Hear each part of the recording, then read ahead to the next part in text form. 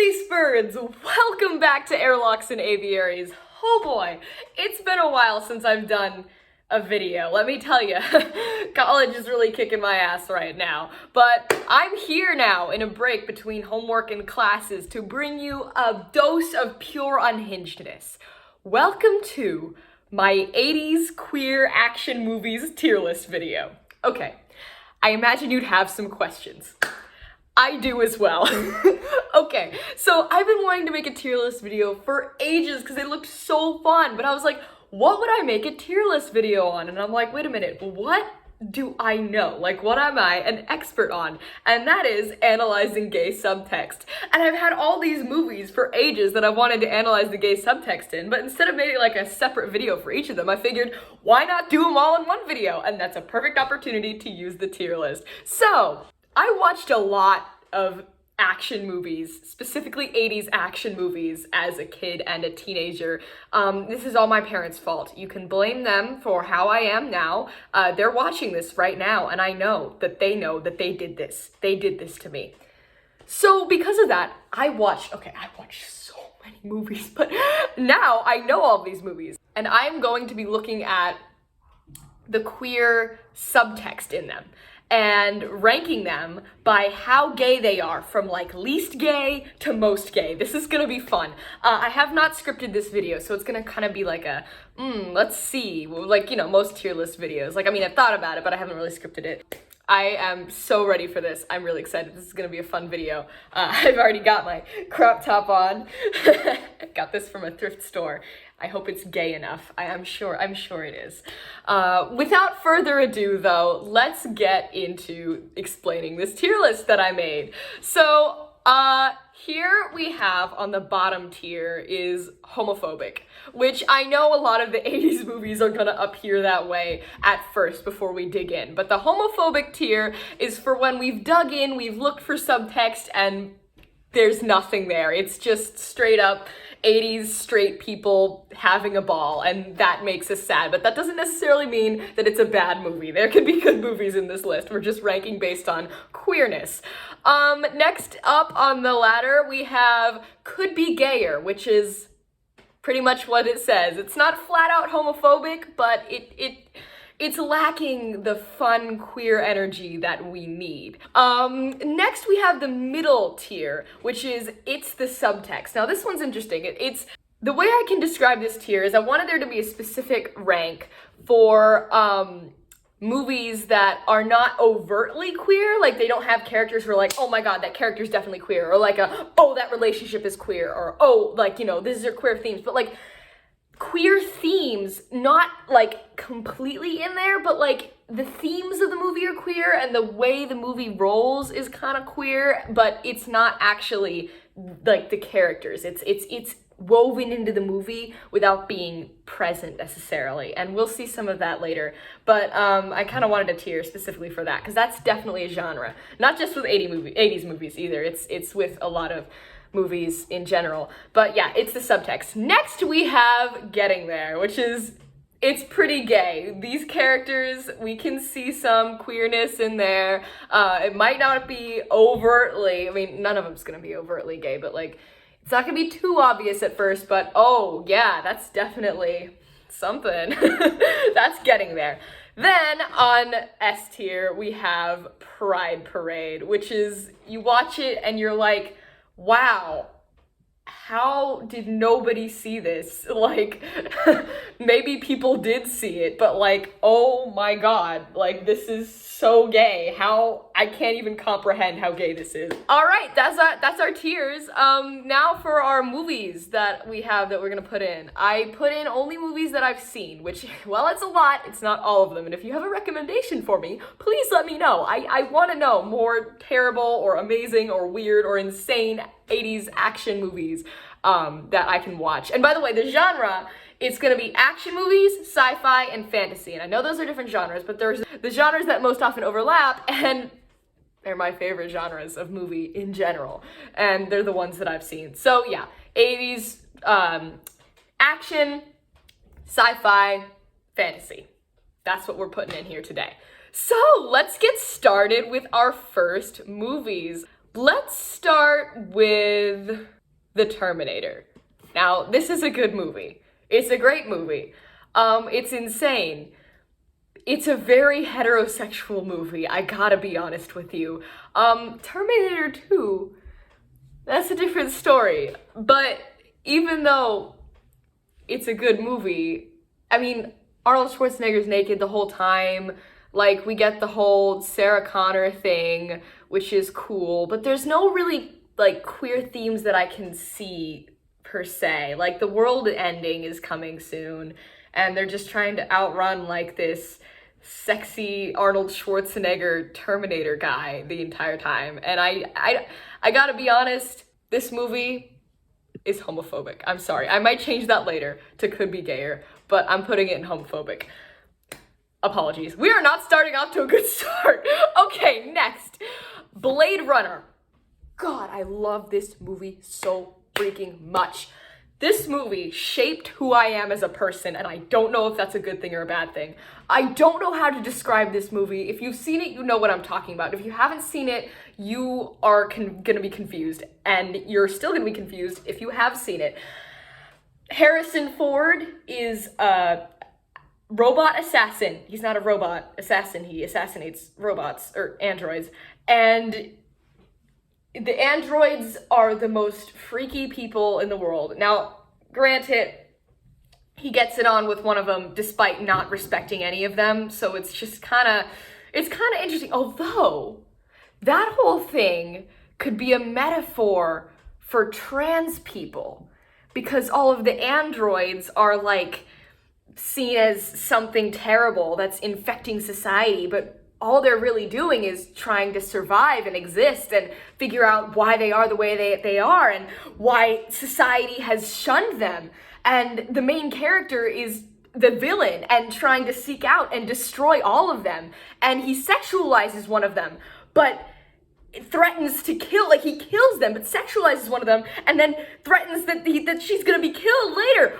Oh my God, you guys. I'm onto something here. This is a very heterosexual movie, but the themes are so queer. Also, have you seen the androids? Look at them. I'm gonna probably find some pictures of them.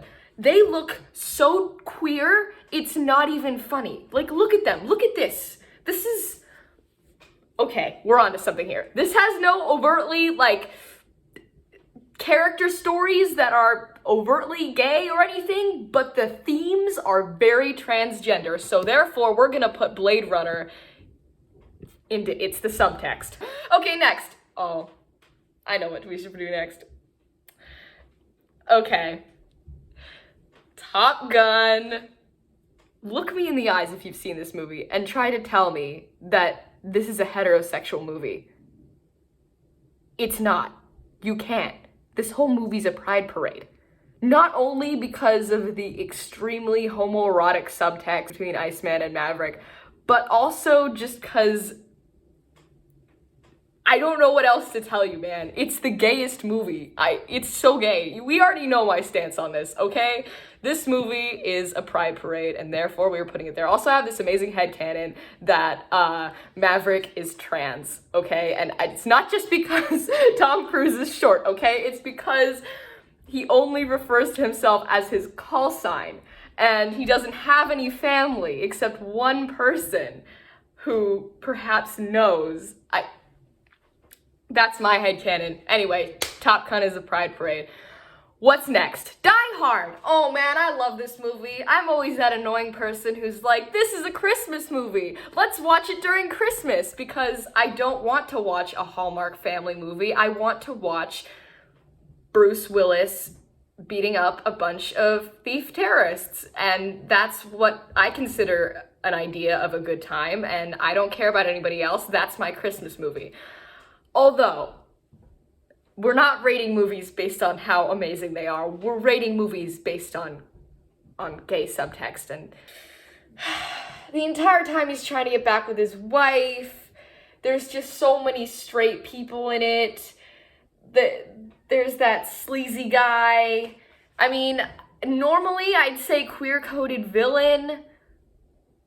Although, if we're looking at the villain from a queer-coded standpoint, he's very meticulous. He's very particular. Alan Rickman plays this put together, conniving, sort of scheming evil villain who is conspiring to become the greatest thief the world has ever seen, because that's all the world will see him as. I'm thinking. Oh, and the hero is the villain of his story, because the hero is the picture of this Western films, action movie American hero who's trying to destroy him and everything he stands for. We're getting queer-coded villain vibes. Unfortunately, though, I'm gonna have to stick it in could be gayer, because it could be so much gayer, but it sadly is not. And for that, I'm disappointed. RoboCop! I gotta say, it's been a while since I've seen RoboCop. I remember it's this guy who does a flippy thing, and he got turned into a cyborg, and he's trying to avenge his family, I'm pretty sure. And he has a girl best friend! He's got a girl best friend, I know that. He's got a bestie. I haven't seen the rest of the movies. I only saw the first one. It was a long time ago. But he's got a girl best friend. That's all I can say for it, though. It's a good movie, from what I remember. It's very fun. Unfortunately, it could be gayer. Yeah, sorry. I might put it in homophobic later. We don't know. Predator. Now, the Alien and Predator series is a whole thing that spans decades. It spans generations. It kind of fell off the wagon lately with all of the insanity it's been doing with whatever that one movie with Michael Fassbender. What that was some weird fucked up shit. But this whole series is very interesting with the aliens and the predators and what they stand for and where they come from. And one of them's just hunting these military guys in the middle of the forest. Expert tactics, sort of military tactics creature with a cool ass fucking mask. It looks fucking awesome. I'm sorry. Okay, that mask, that helmet of the Predator just looks so goddamn cool. And no one can deny this. But, in terms of queer themes, I'm not really sure. I think I'm gonna stick this one in could be gayer until I can figure out a better place for it. Indiana Jones! I love these movies. I'm enjoying them so much, and I'm trying to ignore how ridiculously racist they are. I'm sorry, but it's true. This man runs around stealing artifacts from indigenous cultures and then giving them to white people museums, and then just acts like it's a completely okay thing to do. I mean, he does punch Nazis, which is nice, but I think that kind of plays into the whole fantasy of a guy who, fuck it, who doesn't want to punch Nazis and kiss Marion Ravenwood? I mean, like, I don't think it's the subtext, because honestly, I can't find any gay subtext. There was one scene I do remember where there was all of the kids in his class were crushing on him, and it was like a whole thing, and all these girls were like, oh my god, I want to get with the hot professor. And I do remember very vividly there was this one boy in the class who just brings him this apple and then sets it on his desk and then runs away. And that was really gay. In terms of gayness this movie exudes. The rest of the gayness that this movie exudes all comes from me watching Marion Ravenwood. That's just a lot. It's a lot, and it's something because it's there, and I know it is. But it's a good movie. I don't think it has very much queer themes to it. I'm so sorry. I'm gonna have to put it in the homophobic. Let's just keep moving forward. All right, E.T. Oh, okay. Now we're getting somewhere. E.T. Young boy, okay, finds this alien who just wants a home, who's been alienated and is lost and doesn't fit into society. He hides this alien who he has a very personal and like mental, psychological connection with. He hides it in his closet so his parents don't find out about it. I think you all see where this is going, right? This alien that this little boy finds represents his own queerness and how it's not accepted by society, and it needs to go somewhere where it can be accepted, and he needs to go somewhere where he can be accepted. And there are these doctors who come and try and to kill it, to take it away via conversion therapy. And they're trying to repress it and take it away from him, but he can't have it be taken away from him, because if it dies, he dies. It's a part of him. The alien, his queerness, is a part of him. And society is trying to take it away, but there's no way for that to happen because they're so closely intertwined. I think I cracked the case, guys. E.T. is all about the queer subtext. Let's go. Yeah. All right. Karate Kid. Gotta be honest, it's been a hot minute since I saw this one as well. Oh boy. Mr. Miyagi, was that his name? And the kid whose name I forgot, who is going on this journey to learn this new skill and accept it in himself in this new place where he's moved to, where he has no peers and nobody really knows who he is. And so this older person who's been around the block and knows what it's like and to be an insecure teenager takes him under his wing and shows him how to embrace himself and find what he likes to do and use his talents and become accepted by his peers and use his talents to his advantage. I don't know though. Just a thought. Might put this one in subtext too, but it's not quite there yet. We're getting somewhere. We're getting somewhere with this one, but I don't know. We're gonna put it in could be gayer because, let's be honest, Karate Kid could be gayer. Adventures in Babysitting. It's been a while since I've seen this movie. I just remember kids get into adventures in the wrong part of town. I remember a significant scene from this movie.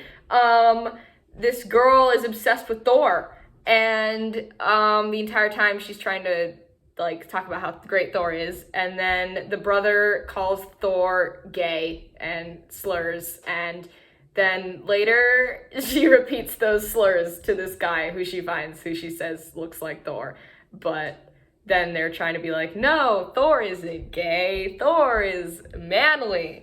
That sounds homophobic to me. Thor is LGBT. I don't know what yet, depends on the Thor we're talking about, but I know. If not, he's just a very enthusiastic ally. Anyway, Adventures in Babysitting is going into homophobic. Midnight Run. Okay, now we're getting somewhere. Do you guys remember this movie? I hope this is the movie I'm thinking of. If it's a different title, then I'm probably tripping. But this movie is interesting, okay? This is a buddy movie, but like in the cop and criminal way. This movie has a very interesting message, and it's this bounty hunter who finds somebody and thinks he's just this criminal. He thinks he's nobody. He's this criminal. He's just, deserves to be thrown in jail. He deserves to be, thrown in jail. I'm not paying him. I'm not listening. I'm not hearing him out. He's scum, la la la la la, police stuff. And then finds out that this criminal is actually kind of like a Robin Hood. He's using his criminalness to take down, like, mob bosses. He's using his criminalness to just stir some stuff up and take down bad guys. And the bounty hunter realizes this, and suddenly, finally at the end of the movie, he's like, oh my god, I can't put him away for this. I have to let him go. Because maybe being a criminal adds good to this world if you do it right. Also, these two had something going on. I know that for sure. They went through a lot together, and it shows. They had some tension. I know that was there. It was not. We're getting there. We're getting there. Midnight Run is getting there. Okay. All right. Oh wow! Look, this tier list is filling out nicely. This is so much fun. I recommend you guys do this. It's a lot of fun. What next? The Last Starfighter. Oh my god. Do not watch this movie. And I'm not saying do not watch this movie it's a bad, poorly made movie, and bad, poorly made movies are bad, but more like it's a bad, poorly made, weird B movie, but it's not even that fun and good at doing that. Like, I regretted watching this movie so much. Like, I'm sorry to the people who like this movie. I'm not sorry. I'm sorry if you've seen it. If you haven't seen it, please keep it that way. I'm begging you. It's like if Galaxy Quest was bad. I'm sorry, but it's true. Yeah, and there wasn't a lot of queer stuff in this movie either. Although, kid in this nowhere town isn't appreciated by his family, has a really special skill, he's good at playing video games, is found by this community of aliens and brought to them so that he can join them and be himself there and use his skills there. And there's this fake version of him. There's a clone, like an android or something. There's a fake version of him that he has to show to his family, where he's away at the alien weird people place, and this fake clone is presenting itself to his family. Oh my god. It's a gay metaphor. It's a queer metaphor. Or trans. Kid had a lot of T-boy swag, I'm pretty sure. It's been a while, but it's a queer metaphor. This is the subtext. It's the subtext, people. Oh wait, wrong one. Ha! Wow, I gotta get used to this. Last Starfighter. Queer subtext. Let's freaking go. What's next? Oh! Empire Strikes Back? No way! I love this movie. Now, I know Star Wars came out in the 70s, but this one came out in the 80s, and let me just say, we already know where I stand with Luke Skywalker, but I'm gonna say it again. That boy is LGBT. He's got something going on, okay? Leaves his small town for a better life. You know, doesn't get the girl at the end, is momentarily feels like he has to be attracted to this woman, but later finds out it's his sister. Like, that's just crazy. Like, him and Han Solo, the way they kind of land, like, everyone knows, like, his boots. Come on, look at his boots. Look at him. Look at him. Tell me that's not a gay man. It is. I know it is. Because I know it. He is. Let's not even talk about his dad and how his dad is the main evil character in this movie series, and he's learning that his dad is trying to get him to come to the dark side, stop embracing the force inside of him, pulling him towards the light, which is what he wants to do, and start repressing himself and use that anger to achieve something in the oppressive society that they live in. But later, he learns to forgive his father and convince his dad that he really is his son, and no matter what he's doing, and the dad eventually comes back to his side and is saved from wanting power in that oppressive system. I'm sorry. This movie. Ooh, I don't know whether to put it in Pride Parade or Getting There, though. We've already set the bar too high with Pride Parade with Top Gun. Like, they were that close to making out on screen in Top Gun, but nobody really makes out on, like, is that close to just being really heavily homoerotic in Star Wars. It's mostly the themes and the characters and who they are. I'm gonna put this in Getting There. Aliens! Oh, boy. See... Okay, y'all, this movie, girl boss fights this queen alien monster creature who's trying to destroy everyone. This woman who is not listened to by the rest of her crew and who is shunned, you know, and who isn't really paid attention to, and the rest of these people get killed slowly, and she has to be the one to save them. Even though she's not respected by them, she has to save herself because none of them are listening to her enough to be saved. There's a robot in there, android, who represents the system that's trying to get them all killed, and nobody believes that. This one's definitely, I'm gonna put this one in getting there. I would put it in It's the Subtext, but I'm pretty sure the only reason I'm putting it in a higher rank is because I'm pretty sure this movie made me gay. It didn't make me bi, it just, because I already, you can't make somebody bi, but it definitely turned me into the type of bisexual I am now. This movie. Whew, okay. We're back. I'm back. I'm promise. I'm fine. Oh my god. Okay, what's next? Tron. This one is weird. Big Lebowski fights against this dictator of the digital world, but there is heterosex, which is not fun, usually. The outfits, hold on. Tron movie. 1982. Let's take a look at some of these outfits. They are crimes to the eye. They are atrocious. They are insane. And I love them for that. You know, this movie is so camp, I'm probably gonna have to put it in It's the Subtext just for an honorary, this is an honorary mention of this movie because it's so insane. And I love that for it. I need to rewatch it now. Yeah, hell yeah, Tron. Wild, man. 10 out of 10. What's next? Willow! Oh my god! Willow. Oh man, I love this movie so much. And the series. We're not gonna talk about it, but the series is so good. And there's so much gay in the series. Literally, actual text, gay scenes. There is lesbian makeout scenes. But like, family-friendly lesbians in Willow series. And I'm gonna explode. Okay, I'm gonna fine. Okay.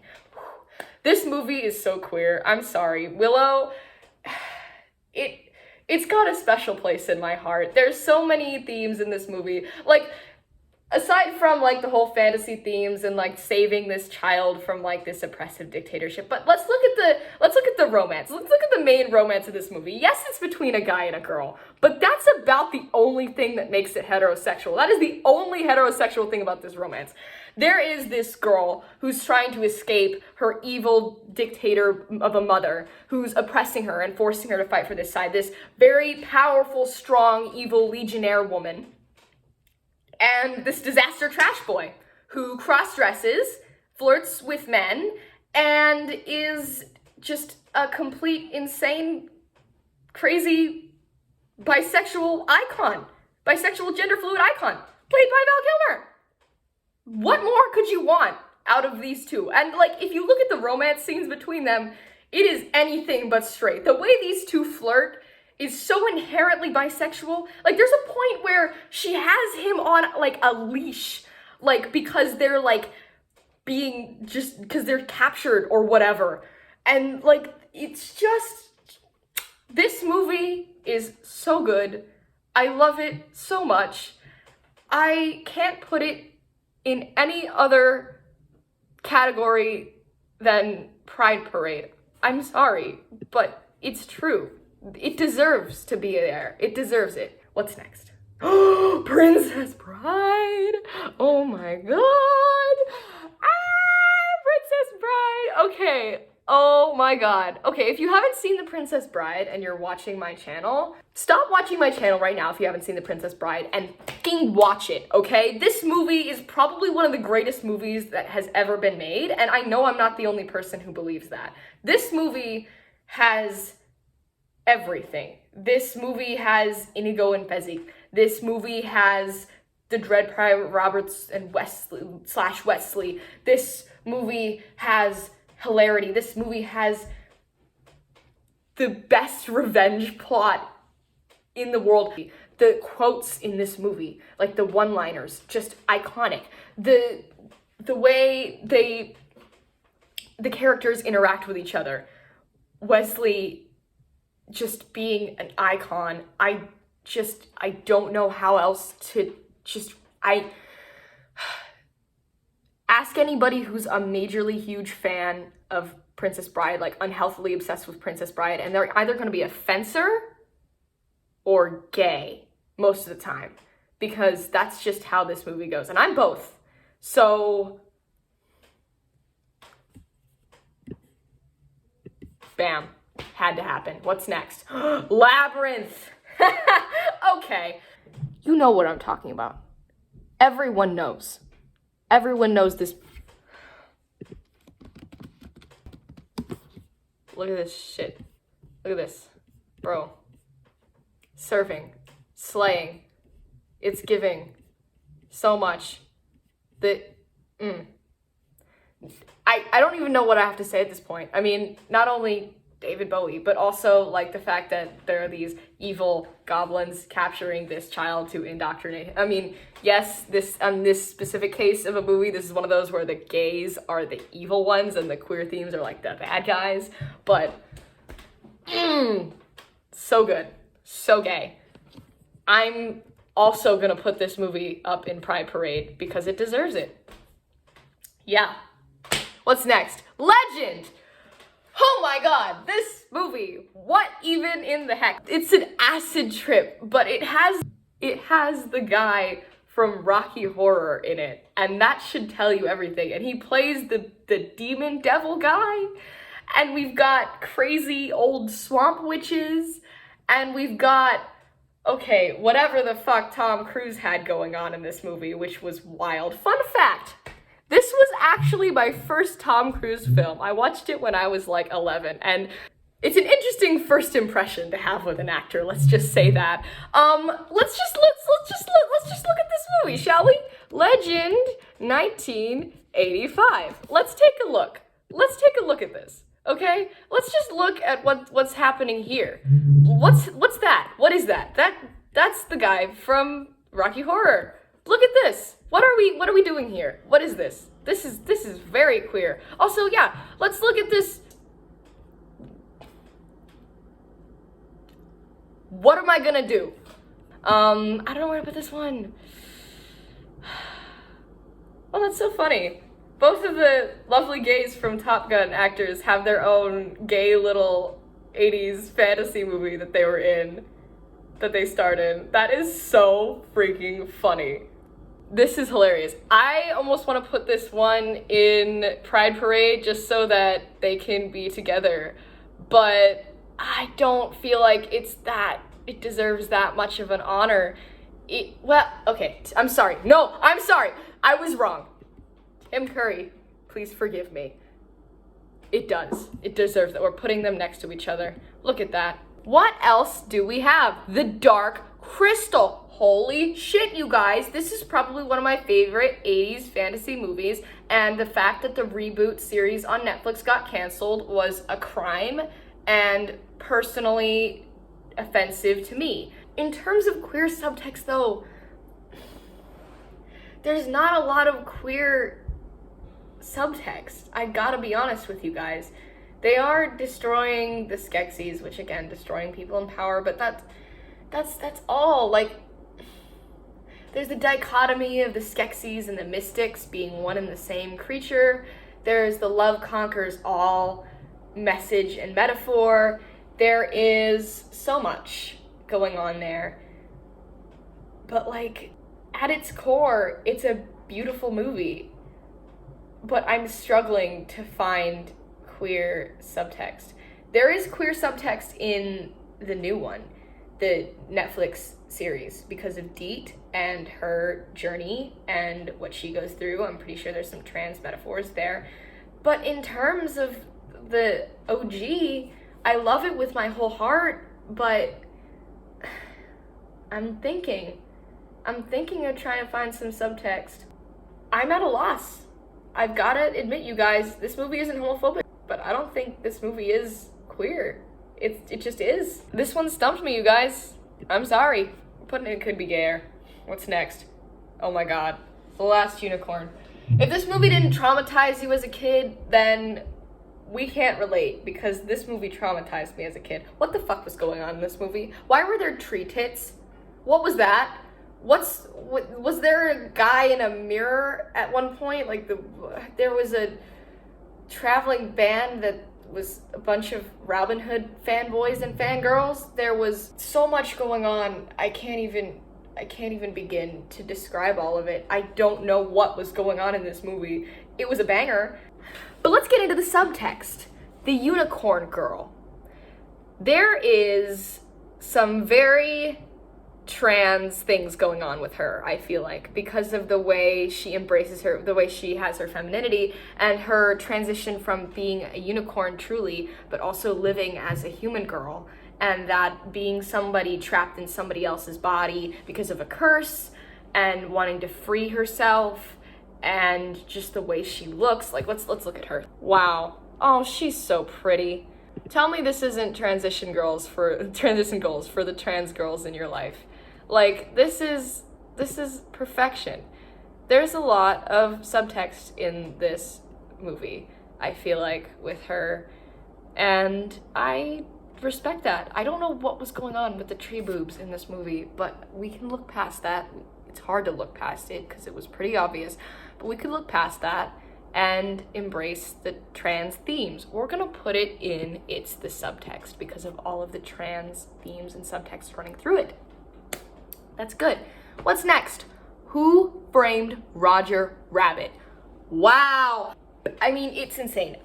Okay, this movie, it's revolutionary, as we all know, but let's look at some of the queer subtext. There's this land, this world of different people, cartoons, who live differently and live their lives differently than all of the humans in the human world, but they try to be accepted by the humans in their world, and the way they're accepted into this world is through the movies and theater and motion pictures and being comedy stars and movie stars.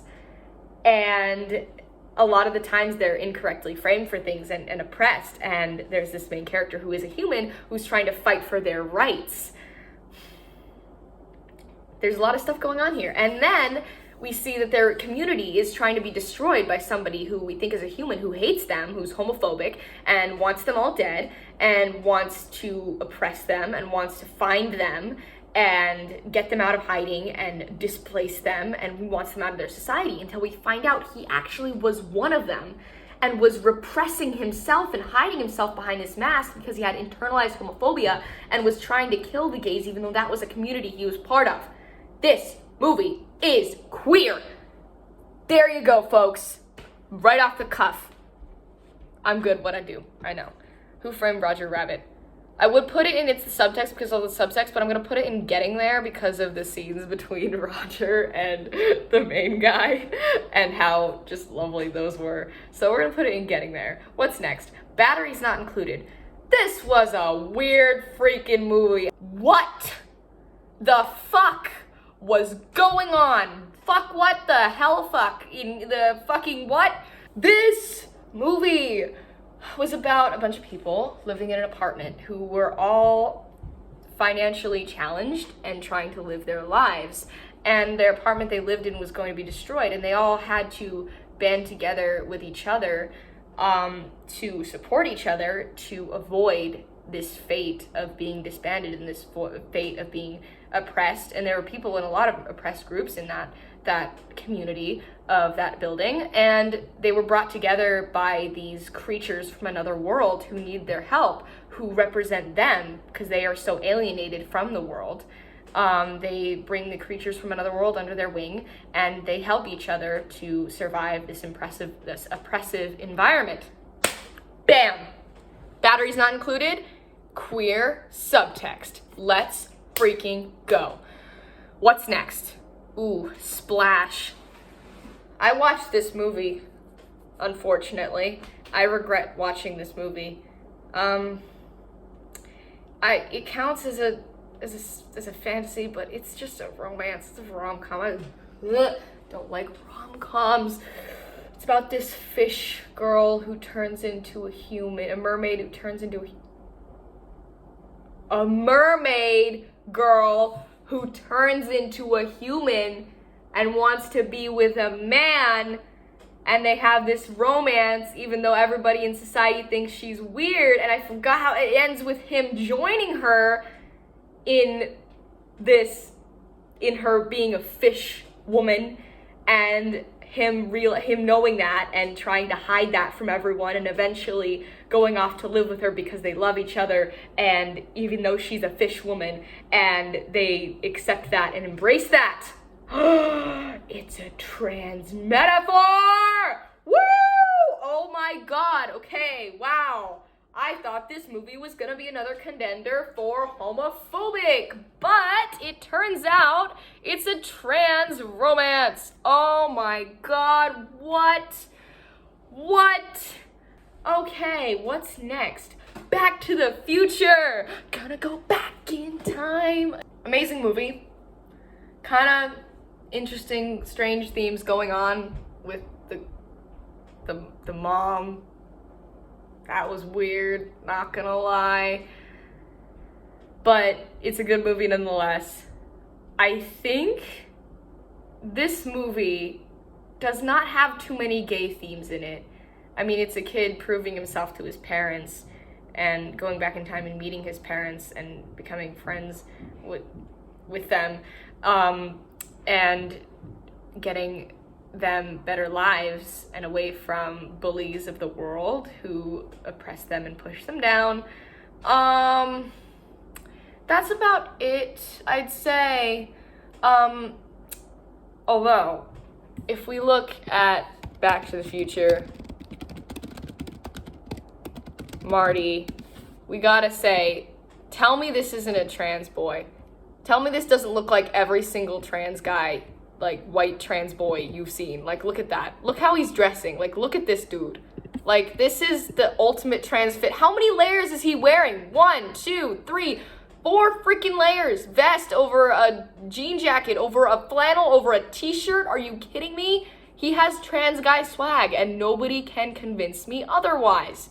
Other than that, I mean, I can't see really many trans symbolism in his story. Other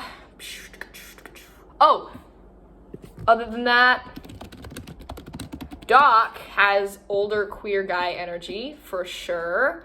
Guy who does not have a wife, lives alone with his experiments, is insane and really cool. Probably also trans. Like, look at these two guys. Like, 10 out of 10. We support them. Other than that, I don't think the themes are pretty trans, but if you just, like, experience them, like, watching the movies is a very trans thing. Like, it looks like they got the vibes. No themes, but vibes. We're gonna put this in could be gayer. Could be transer, I guess. What's next? Ghostbusters! We could say that the Ghostbusters are just a gay polycule. That could exist. Why not? Sure. Whatever the heck was happening between Sigourney Weaver and the Little Shop of Horrors guy was definitely bisexual. They fight a giant marshmallow man. This one could go either way. I'm gonna put it in could be gayer, because it could be gayer. Anything could be gayer, except for Top Gun. That's already as gay as possible. What's next? Time Bandits. Wowee. This one was certainly a movie. Robin Hood was in it. I think that alone qualifies it to be above middle tier. It was about a boy and his parents who hate him, and this boy traveling to this world where he meets a bunch of people who do accept him, and then learning to get away from the oppressive evils of this world that corrupt whatever they touch, and including his parents, which have corrupted them into ignoring him and pushing him down and repressing him. So he has to join this group of crazy dwarves and go through time to see throughout history the amount of people like them that there were, including Robin Hood. Oh my god, we are getting there with Time Bandits. 10 out of freaking 10. What's this one? Bill and Ted's Excellent Adventure! Dude! Okay, okay, this one, you know what? This one gets an honorary mention, because those two. Like, no, you know what? We're putting it in Getting There. Because if you look at Bill and Ted, they were just adorable, okay? And you could definitely read them as queer. I mean, there's a possible reading you can make where they're just good friends, which I respect that. But there also, it does have the capacity in subtext to read them where there are these kids who are falling in love with each other and have this cute little romance and, you know, trying to make it through the world and succeed and become rock star icons with each other, which is adorable, and I love that for them. Oh my god. Okay, what's next? Beetlejuice.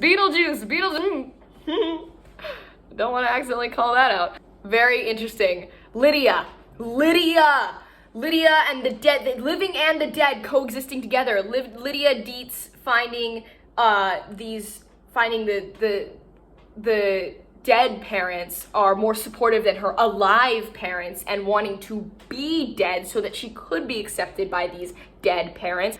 And Lydia being strange and unusual. The dead can only be seen by the strange and unusual, and she herself is strange and unusual. And then turning to Beetlejuice, who is abusing his otherness and using it as a weapon against people to hurt people. And Beetlejuice, if you look at him, oh my god, talk about trans guy energy, gay, bisexual, whatever, he's got it. That man is queer goals, but in the evil way. But there's also good queer people, like Deetzes are homophobic, but Alan and his wife are definitely, because they're dead, so they're part of that world, and they're learning to coexist. The dead world and the living world are learning to coexist because of Lydia being somewhere in between there.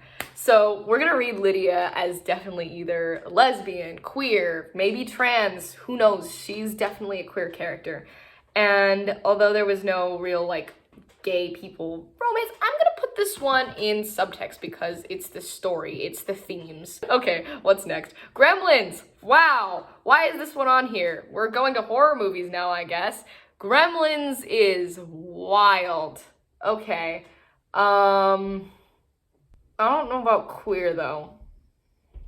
Gremlins had a bunch of weird freaking aliens and they're taking over the city, and this kid has to stop them, but there's this one alien that he keeps with him that didn't turn into an evil one, Gizmo, whom we love, but they microwave other ones and they're killing this crazy old lady. There's stuff going on. You know, I'm sorry, Gremlins. We're gonna have to throw you in homophobic.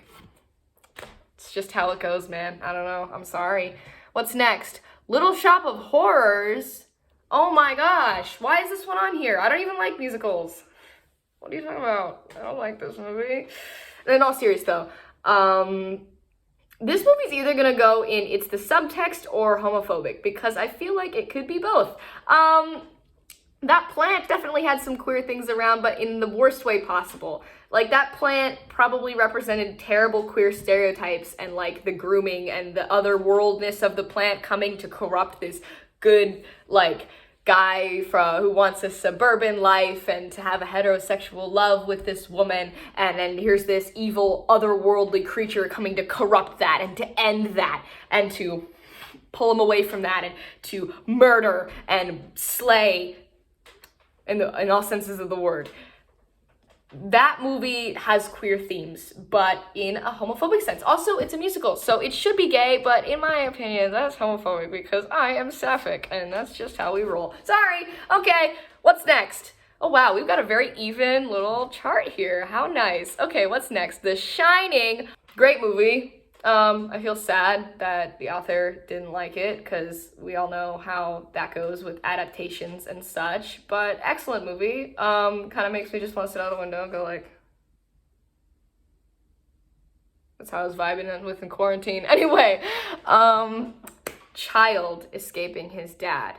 Child with something inside him, another guy inside him who's a magical creature who knows things and knows who's dangerous and who's not dangerous and can tell the danger and is trying to get him away from environments that's dangerous, and knows who isn't dangerous and knows who to go to, who to ask for help, what was the name of the man who helped the kid but ended up getting killed? I forgot his name. But this instinct inside him helps keep him safe from this oppressive and violent father. That right there is the subtext. There we go. Gay subtext in the sign. Shining. You wouldn't think I could do it, but I did. What's next? Goonies. Goonies. Oh my god. Goonies, never say die. I love this movie. This movie, okay. In terms of queer subtext, first before we analyze that, let's just appreciate how much this movie is just so good, because it is. Oh god, it's so cute. All these kids banding together and forming their own group. The camaraderie, you know, they're being forced apart by people and finding these pirates. Pirates! Oh, there's a pirate theme. They're comparing themselves to pirates. They're finding this pirate treasure and saving their town. And pirates have been historically a queer community. A lot of gay stuff going on with pirates.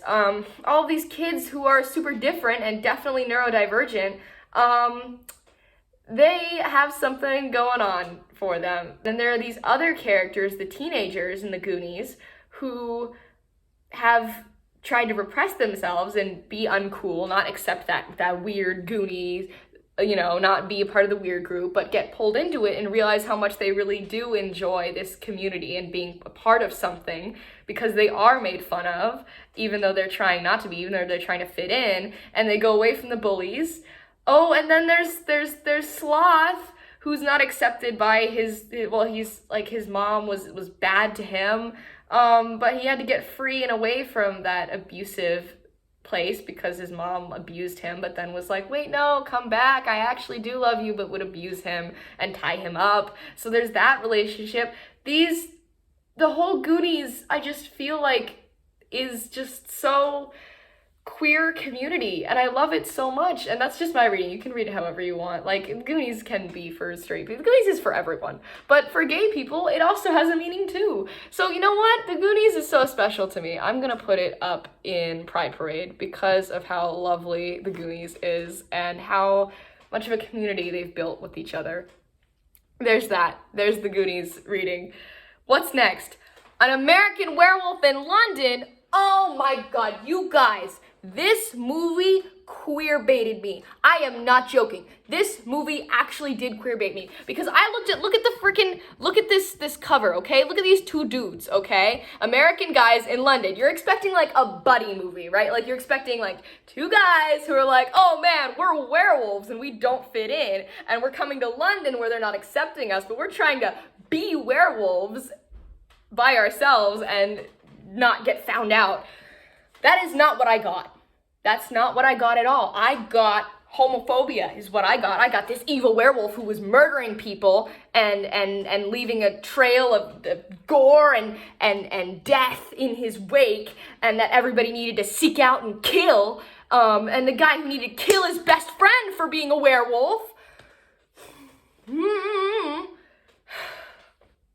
And that there was also heterosex, which is not usually a good time. There was just a lot of gender roles and hitting on this werewolf, which again, very famous. Monster is a very famous metaphor for queer people, but instead of the monster being the good guy, the monster was totally evil and had to be murdered, and that was just totally just not a great time, not gonna lie. So therefore, because I was queer baited by this movie, which, gotta say, that was probably on me, get queer baited by an 80s movie, but I'm gonna put this movie in homophobic. And oh my god, I swear I didn't mean to do this, but look at this lovely tier list ranking we've got in here. Oh my god, I didn't do this on purpose, but look! It's a perfect rainbow for the queer! Oh, I love it so much. Look at that. Oh, that's so amazing. Oh, that's so good. I am so good, you guys. I am great. So there it is, you guys. That is the official, definitive 80s queer movie ranking, which is a ridiculously niche topic to do a tier list on, but I'm the one to do it, for sure. Ah, look at that.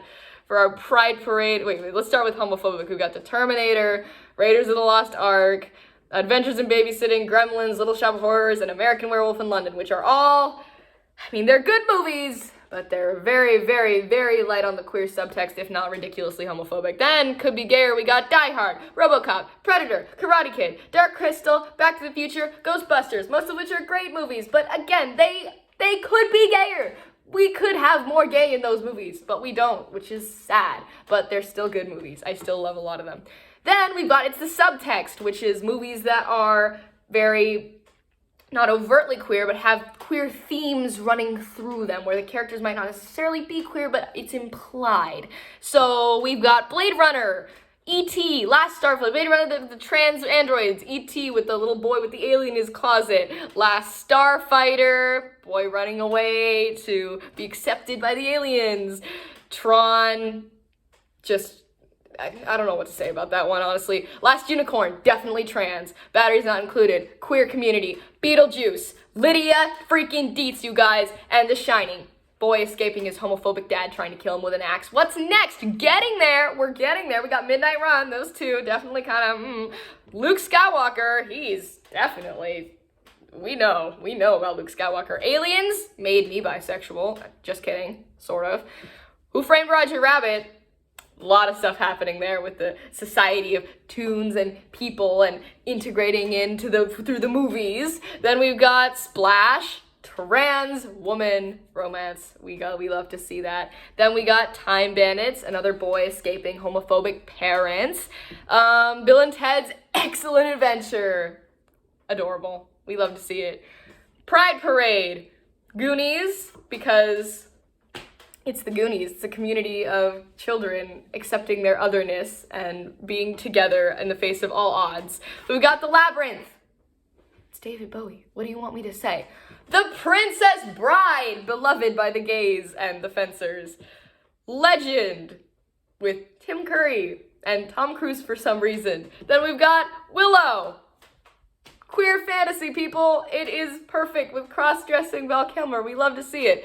And then, finally, we have Top Gun, where there is the most homoerotic flirting on screen that I've seen from a movie, like, pre-2000. 10 out of 10. There it is. I hope you guys enjoyed this video. It ended up being much longer than I anticipated. I don't know if anybody has stayed to the end of this video, but if you have, good on you, I guess. I hope you enjoyed this insanity. I certainly enjoyed it. I hope you all have a lovely day. And remember, you are valid. Bye.